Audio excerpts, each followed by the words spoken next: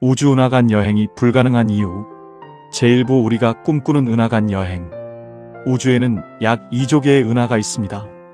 각각의 은하에는 수천억 개의 별이 있고 그 별 하나하나가 태양과 같은 항성입니다. 인류는 오래전부터 그 너머를 꿈꿨습니다. 우리 은하를 벗어나 저 먼 은하로 항해하는 날을. 영화 속에서 우주선은 아무렇지 않게 은하를 넘나듭니다. 하지만 현실의 물리학은 그 꿈에 냉혹한 질문을 던집니다. 당신은 과연 얼마나 멀리 갈 수 있는가?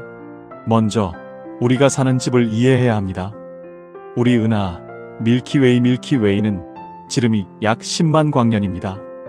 광년, 즉 빛이 1년 동안 달리는 거리는 약 9조 4,600억 킬로미터입니다. 태양계는 이 은하의 중심에서 약 2만 6천 광년 떨어진 외곽 나선팔에 위치합니다. 전문가 우리가 은하의 중심까지 빛의 속도로 달려가도 2만 6천 년이 걸립니다. 은하 끝에서 끝까지는 10만 년이죠. 이게 우리 집의 크기입니다. 그런데 이 집을 벗어나 옆집으로 가려면 어떻게 해야 할까요? 가장 가까운 이웃 은하는 무엇일까요? 안드로메다 은하입니다. 우리 은하와 유사한 나선 은하이며 약 1조 개의 항성을 품고 있습니다. 그리고 그 거리는 약 250만 광년. 현재 인류의 가장 빠른 우주선 뉴호라이즌스 탐사선의 속도는 초속 약 14km입니다. 그 속도로 안드로메다까지 가면 약 370억 년이 걸립니다. 우주의 나이가 138억 년입니다. 우주가 탄생하기 전부터 출발해야 지금쯤 도착하는 셈입니다. 인류는 1957년 처음으로 인공위성을 우주에 올렸습니다. 그로부터 12년 후인 1969년 달에 발을 디뎠습니다. 1977년에는 보이저 1호와 2호를 발사했고 지금 보이저 1호는 태양계를 막 벗어난 곳에 있습니다. 46년 동안 달린 결과입니다. 태양에서 가장 가까운 항성계 알파 센타우리까지의 거리는 4.37광년. 보이저의 속도로 가면 7만 5천 년. 전문가 우리는 태양계 안에서조차 아직 제대로 탐사를 못했습니다. 명왕성에 처음 도달한 것이 2015년이었어요. 명왕성도 그렇게 오래 걸렸는데 다른 별 얘기를 하는 건 현재로선 공상에 가깝습니다. 하지만 그 이유를 정확히 알아야 어떻게 돌파할지를 생각할 수 있으니까요. 우리가 은하간 여행이라고 말할 때 정확히 어디까지를 의미할까요? 우리 은하는 국부 은하글로컬 그룹이라는 집단에 속해 있습니다. 약 50개의 은하로 이루어져 있으며 지름이 약 1000만 광년에 달합니다. 그 국부 은하구는 다시 천여자리 초은하단버고 SUPERCLUSTER에 속하며 이 초은하단은 직경이 약 1억 1천만 광년입니다. 더 큰 구조 라니아케아 초은하단에는 수십만 개의 은하가 포함됩니다. 은하간 여행은 단순히 옆 은하 하나에 가는 것이 아닙니다. 이 모든 규모와 싸움을 벌이는 것입니다. 맑은 날밤 맨눈으로도 볼 수 있는 빛 한 점이 있습니다. 안드로메다 은하입니다. 지금 우리 눈에 닿고 있는 그 빛은 250만 년 전에 출발한 빛입니다. 인류가 직립보행을 막 시작하던 그 시절 안드로메다에서 출발한 빛이 지금 여기 도착한 것입니다. 그 빛이 달려온 거리를 우리는 과연 건널 수 있을까요? 다음 장에서는 그 꿈을 가로막는 첫 번째이자 가장 근본적인 장벽 빛의 속도를 마주합니다. 제2부 빛의 속도라는 절대 장벽. 빛의 속도 초속 약 29만 9,792km 1초에 지구를 약 7.5바퀴 도는 속도입니다. 1초에 달까지 1.3번 왕복할 수 있는 속도입니다. 이 속도는 우주에서 정보나 물질이 이동할 수 있는 최대 속도입니다. 자연이 설정한 절대적인 속도 한계입니다. 1905년 알베르트 아인슈타인은 특수 상대성 이론을 발표했습니다. 핵심 주장은 두 가지였습니다. 첫째, 빛의 속도는 어떤 관측자에게서도 동일하다. 둘째, 질량을 가진 어떠한 물체도 빛의 속도에 도달할 수 없다. 전문가 빛의 속도가 한계라는 것은 단순한 기술적 제약이 아닙니다. 우주의 근본 구조, 즉 시공간에 기하학에 새겨진 법칙입니다. 엔진을 더 좋게 만든다고 해결될 문제가 아닙니다. 질량 마이너스 에너지 등가 원리와 가속의 한계. 왜 물질은 빛의 속도에 도달할 수 없을까요? 물체가 빛의 속도에 가까워질수록 그 물체의 상대론적 질량은 무한대로 증가합니다. 질량이 늘어나면 더 많은 에너지가 필요하고 에너지를 쓸수록 질량은 또 늘어납니다. 빛의 속도에 도달하려면 무한한 에너지가 필요합니다. 우주 전체의 에너지를 모아도 부족합니다. 1000kg짜리 우주선을 광속의 단 10%까지 가속하는 데 필요한 에너지는 전 세계 연간 에너지 소비량의 수천 배에 달합니다. 광속의 99%까지 가속하려면 에너지 요구량은 수십억 배 이상으로 폭발적으로 늘어납니다. 광속의 100%는 수학적으로 무한대입니다. 도달 불가능합니다. 전문가 우리가 입자가속기에서 양성자를 거의 빛의 속도로 가속할 수 있습니다. 그런데 그 작은 입자 하나를 가속하는데도 어마어마한 에너지가 들어갑니다. 그게 수십 톤의 우주선이라면 우주의 모든 에너지를 써도 안 됩니다. 시간, 팽창과 인간 수명의 역설. 가정해봅시다. 불가능을 잠시 접어두고 광속의 99%로 날 수 있다면 어떨까요? 흥미로운 일이 벌어집니다. 시간, 팽창 타임 다일레이션 현상입니다. 광속의 99%로 달리면 우주선 내부 시간은 외부의 약 7분의 1 속도로 흐릅니다. 광속의 99.9%에서는 약 22분의 1이 됩니다. 이것은 우주 비행사에게 좋은 소식처럼 들립니다. 본인은 짧게 느끼지만 더 멀리 갈 수 있다는 뜻이니까요. 그러나 현실에는 치명적인 문제가 있습니다. 안드로메다 250만 광년 거리에 도달한 우주 비행사가 지구로 귀환한다면 지구에서는 500만 년이 흘러 있습니다. 문명도 인류도 아마 지구도 존재하지 않을 것입니다. 그는 혼자 남겨진 존재가 됩니다. 전문가 시간 팽창은 로맨틱하게 들리지만 실제로는 고립을 의미합니다. 떠나는 순간 당신은 이미 자신의 시대를 떠나는 것입니다. 편도 티켓이 아니라 역사의 바깥으로 나가는 것입니다. 성간 물질과 충돌의 위험, 속도 문제를 해결했다고 가정해도 또 다른 장벽이 있습니다. 우주는 완전한 진공이 아닙니다. 성간 공간에는 수소 원자, 먼지 입자, 미세한 암석 파편들이 산재해 있습니다. 광속의 0.1%로만 달려도 이 먼지 입자 하나하나가 핵폭탄에 맞먹는 충돌 에너지를 갖습니다. 광속의 10%로 달리면 수소 원자 하나가 고에너지 방사선처럼 우주선을 통과합니다. 수십 광년을 달리는 동안 이런 충돌은 수조 번 일어납니다. 차 폐막을 만들면 어떨까요? 광속에 가까운 속도에서는 방어막 자체가 엄청난 에너지로 인해 플라즈마로 변해버립니다. 방어막을 두껍게 만들수록 질량이 늘고 질량이 늘면 더 많은 에너지가 필요합니다. 악순환입니다. 이 사진 한 장에 담긴 은하들 모두 수십억 광년 너머에 있습니다. 우리는 그것을 볼 수 있습니다. 그러나 갈 수 없습니다. 빛의 속도라는 장벽은 단순한 기술의 문제가 아닙니다. 우주의 기본 법칙입니다. 그러나 인류는 질문을 멈추지 않았습니다. 법칙을 우회할 수 없을까? 다음 장에서는 그 우회로를 찾으려는 시도들, 그리고 그 앞에 놓인 더 냉혹한 현실을 만납니다. 제3부 에너지와 시간의 문제, 워프 드라이브 이론과 현실, SF의 단골 소재, 워프 드라이브, 과학적으로 불가능한 이야기일까요? 사실 이론적 기반은 존재합니다. 1994년 물리학자 미겔 알쿠비에레는 혁신적인 방정식을 제안했습니다. 우주선 앞의 공간을 수축시키고 뒤의 공간을 팽창시켜 우주선 자체는 정지한 채 공간을 이동시키는 개념입니다. 이론상 빛의 속도 한계를 위반하지 않으면서도 임의의 속도로 이동할 수 있습니다. 그런데 이 이론의 현실적 문제는 무엇일까요? 알쿠비엘의 드라이브를 구동하려면 이른바 음의 에너지 이그자틱 매터가 필요합니다. 이것은 현재까지 실험실에서 단 한 번도 관측되거나 생성된 적이 없는 가상의 물질입니다. 더욱이 필요한 에너지의 양을 계산하면 목성 질량 전체를 에너지로 변환해야 하는 수준입니다. 전문가 알쿠비엘의 드라이브는 일반 상대성 이론의 틀 안에서 수학적으로 유효한 해입니다. 하지만 그것을 만들기 위한 물리적 조건들이 현재 우리가 아는 물리학의 경계 밖에 있습니다. 아름다운 방정식이지만 실현 가능성은 솔직히 말씀드리면 현재로선 없습니다. 웜홀 시공간의 지름길. 또 다른 이론적 우회로가 있습니다. 웜홀, 즉 시공간 터널입니다. 아인슈타인-로젠 다리라고도 불리며 두 점 사이의 공간을 접어서 지름길을 만드는 개념입니다. 은하와 은하 사이 250만 광년을 단번에 뛰어넘을 수 있다면? 그러나 현실은 가혹합니다. 첫째, 안정적인 웜홀이 자연에 존재한다는 증거가 없습니다. 둘째, 이론상 웜홀은 극도로 불안정하여 무언가를 통과시키는 순간 즉시 붕괴합니다.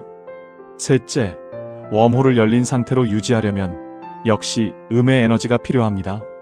넷째, 입구 자체가 블랙홀 수준의 중력을 가지므로 근처에 접근하는 것 자체가 불가능할 수 있습니다. 웜홀은 현재까지 수학 방정식 속에만 존재하는 개념입니다. 인공동면과 세대 항법선.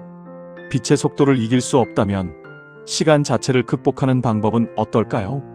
첫째, 인공동면 크라이어제닉 슬리프. 승무원을 냉동 상태로 보존해 수천 년을 이동하는 방법입니다.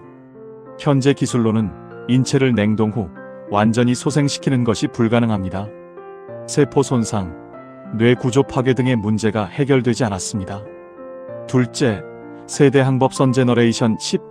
수천 명이 탑승한 거대한 우주선을 만들어 수십 세대에 걸쳐 목적지에 도달하는 방법입니다. 원래 탑승자의 자손, 그 자손의 자손이 수천 년 뒤 도착하는 개념입니다. 그러나 이 경우에도 문제는 방대합니다. 자급자족 가능한 생태계 유지, 수천 년간의 심리적 안정, 세대 간 목적의식 유지, 유전적 다양성 확보. 전문가 세대 항법선은 공학의 문제이기 전에 사회학과 심리학의 문제입니다.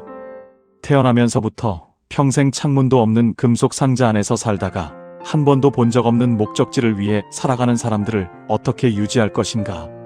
그건 기술의 문제가 아닙니다. 에너지 공급의 현실적 한계. 현재 가장 효율적인 이론적 추진 방식 중 하나가 반물질 엔진입니다. 물질과 반물질이 만나면 100% 효율로 에너지로 변환됩니다. 이론상 가장 완벽한 연료입니다. 그러나 현재 전 세계 모든 입자가속기를 합쳐서 1년 동안 만들 수 있는 반물질의 양은 수십 나노그램 수준입니다. 이것을 에너지로 변환하면 전구 하나를 수십 분 켤 수 있는 수준입니다. 반물질로 은하간 우주선을 움직이려면 현재 생산 속도로 수십억 년을 비축해야 합니다. 천문학자 니콜라이 카르다쇼프는 문명의 수준을 에너지 사용량으로 분류했습니다. 유형 1 문명, 자신의 행성 에너지를 완전히 사용하는 문명. 유형 2 문명, 자신의 항성 에너지를 완전히 사용하는 문명. 유형 3 문명, 자신의 은하 에너지 전체를 사용하는 문명. 현재 인류는 유형 1에도 도달하지 못했습니다. 약 0.73 수준으로 추정됩니다. 은하간 여행은 최소 유형 2 혹은 유형 3 수준의 에너지가 필요합니다. 이것이 현재 우리와 은하간 여행 사이의 실질적인 거리입니다. 제4부 암흑에너지와 팽창하는 우주. 우주는 팽창하고 있다. 은하간 여행의 불가능성을 더욱 심화시키는 요소가 하나 더 있습니다. 우주는 팽창하고 있습니다. 그것도 점점 빠르게. 1929년 에드윈 허블은 멀리 있는 은하일수록 더 빠르게 우리에게서 멀어지고 있다는 사실을 발견했습니다. 이 팽창은 은하들이 공간 속을 달리는 것이 아닙니다. 공간 자체가 늘어나는 것입니다. 마치 풍선 표면에 점을 찍어두면 풍선이 커질수록 점들 사이의 거리가 멀어지는 것처럼 전문가 허블 상수를 기준으로 계산하면 약 140억 광년 이상 떨어진 은하들은 우리로부터 빛의 속도보다 빠르게 멀어지고 있습니다. 그 은하에서 출발한 빛은 영원히 우리에게 도달하지 못합니다. 이미 연락이 끊긴 우주가 존재합니다. 관측 가능한 우주의 한계. 우리가 볼 수 있는 우주는 어디까지일까요? 우주 팽창을 고려하면 우리가 관측할 수 있는 우주의 반지름은 약 465억 광년입니다. 이것이 관측 가능한 우주 오브 저 버벌 유너버스입니다. 그런데 이 경계를 넘어선 지역은 빛조차 우리에게 도달할 수 없습니다. 거기에 무엇이 있는지 알 방법이 없습니다. 그리고 미래에는 우주 팽창이 가속됨에 따라 이 관측 가능한 우주의 경계도 계속 줄어들 것입니다. 머나먼 미래의 우주는 점점 더 고독해질 것입니다. 암흑에너지 우주를 가르는 미지의 힘. 1998년 천문학자들은 충격적인 사실을 발견했습니다. 우주의 팽창이 느려지는 것이 아니라 오히려 가속되고 있다는 것입니다. 무언가가 우주를 밖으로 밀어내고 있는 것입니다. 과학자들은 이것을 암흑에너지 다크 에너지라 이름 붙였습니다. 암흑에너지는 현재 우주 전체 에너지의 약 68%를 차지하는 것으로 추정됩니다. 그러나 우리는 암흑에너지가 무엇인지 전혀 모릅니다.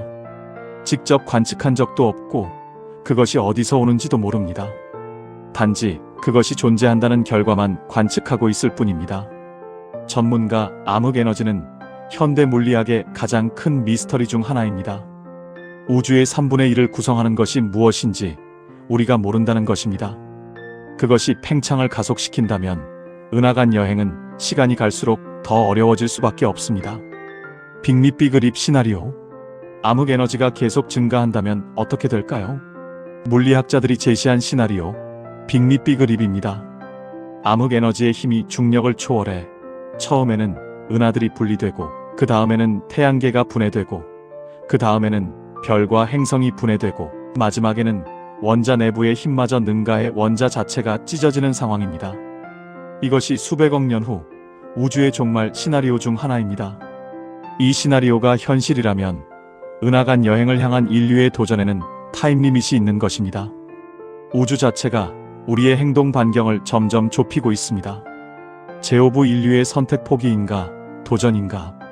인류가 도달할 수 있는 현실적 한계. 우주는 인류에게 냉혹한 현실을 제시합니다. 현재 기술로 도달 가능한 거리 수십 AU, 태양계 내 100년 안에 가능한 거리 가장 낙관적인 전망으로도 태양계를 겨우 벗어나는 정도.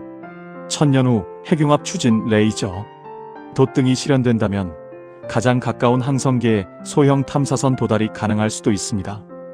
은하간 여행 현재 물리학의 법칙과 기술 수준으로는 불가능합니다. 그리고 우리가 알고 있는 물리학이 완전히 뒤집히지 않는 한 영구적으로 불가능할 수 있습니다. 전문가 우리는 지금 물리학의 표준 모형이 완전하다고 생각하지 않습니다. 암흑에너지도 양자 중력도 아직 모릅니다. 미래 물리학이 현재의 한계를 어떻게 바꿀지 모릅니다. 뉴턴 시대 사람들도 상대성 이론은 상상도 못했으니까요. 인류가 대신 선택한 것들 망원경과 전파. 몸으로 갈 수 없다면 눈으로 볼 수 있습니다. 제임스 웹 우주망원경은 현재까지 만들어진 가장 강력한 우주 관측 장비입니다. 약 130억 년 전 빅뱅 이후 초기 우주의 은하들을 선명하게 포착했습니다. 시간을 거슬러 올라가 초기 우주를 보는 것은 어떤 의미에서 은하간 여행보다도 더 많은 정보를 줄 수 있습니다. 또한 전파 탐색 프로그램 SETI 지구 외 지적, 생명체 탐색은 수십 년째 우주에서 오는 신호를 분석하고 있습니다. 우리가 갈 수 없다면 신호를 통해 만날 수 있을지 모릅니다. 그리고 보이저 1호에는 인류의 소리, 음악, 문화를 담은 황금 레코드가 붙어 있습니다. 언젠가 누군가 발견할 것을 기대하며 문명의 존속과 은하간 여행의 조건. 은하간 여행이 불가능한 이유를 나열했지만 이 다큐는 절망으로 끝나지 않습니다. 역사적으로 인류는 항상 불가능하다는 말 앞에서 돌아서지 않았습니다. 하늘을 나는 것은 불가능했습니다. 1903년 라이트 형제가 최초 비행에 성공했습니다. 달에 가는 것은 불가능했습니다. 1969년 인류는 달 위에 섰습니다. 그러나 동시에 인류가 은하간 여행의 수준에 도달하려면 우선 지금 당장의 과제부터 해결해야 합니다. 기후변화, 핵전쟁 위협, 자원 고갈, 문명의 지속 가능성. 10만 년, 100만 년을 살아남은 문명만이 그 질문에 답할 자격을 얻습니다. 전문가 카르다쇼프 유형 3문명이 되려면 먼저 유형 1이 되어야 합니다. 자기 행성 하나를 제대로 관리하는 문명. 우리는 아직 거기도 못 됐습니다. 은하간 여행은 목표가 아니라 결과입니다. 우리가 어떤 문명이 되는지의 결과. 클로징 나레이션. 우주는 거대합니다. 인류가 상상하는 것보다 훨씬 더 거대합니다. 빛조차 도달하지 못하는 은하들이 있습니다. 공간 자체가 빛의 속도보다 빠르게 팽창하는 구역이 있습니다. 그리고 그 너머에 우리가 알지 못하는 무수한 은하들이 있습니다. 은하 간 여행은 불가능한가? 현재 물리학의 관점에서, 그리고 현재 기술의 관점에서 예스. 그러나 과학의 역사는 불가능이라는 단어가 얼마나 자주 틀렸는지를 보여줍니다. 우리는 여전히 우주의 68%를 차지하는 암흑 에너지가 무엇인지 모릅니다. 양자 중력의 통일 이론을 완성하지 못했습니다. 시공간의 깊은 구조에 대해 아직도 모르는 것이 너무나 많습니다. 어쩌면 지금의 우리는 비행기를 꿈꾸던 16세기 사람들과 같은 자리에 있을지 모릅니다. 결코 건너지 못할 것 같은 이 장벽 앞에서 인류는 이렇게 말해왔습니다. 아직은